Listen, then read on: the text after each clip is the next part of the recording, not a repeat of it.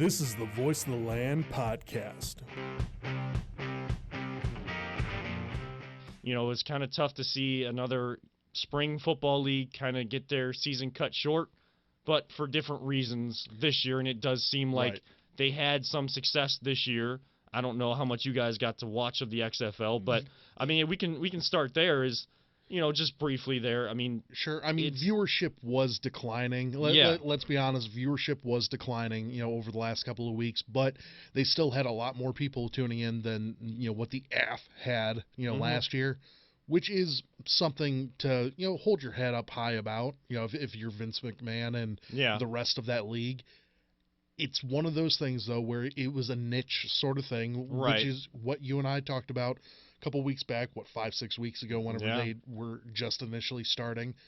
But there is something there. They had a lot of great ideas, with the sky cameras and in the judges, from the booth. They had a lot of really good ideas that I think that the NFL should implement, and I think that they eventually will. Yeah. But a lot of things to work on as well. I mean, obviously player development is something that is a necessary step for them.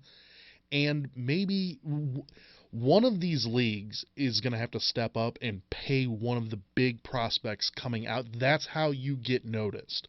That's how, the USFL, whenever, back in its heyday, back in the 80s, they got like Steve Young and, I believe Herschel Walker was there as well. That's how you get those sort of things started. And I think that you're not going to get Joe Burrow. You're not going to get that guy. But if you get like a Jordan Love sort of player, like a first-round pick, and make him your star of the league, that would be like where the XFL should start. Right, and having an opportunity to have a full season under their belt and kind of showing what they could do. 100%. Yeah. And also the ideas as the season went on and got towards the end, like what were they planning for the next year? Because it seemed like that league that they were always thinking ahead. They were forward thinking in terms of, one of the big things that people can see right from the start of those games was the kickoff. Sure.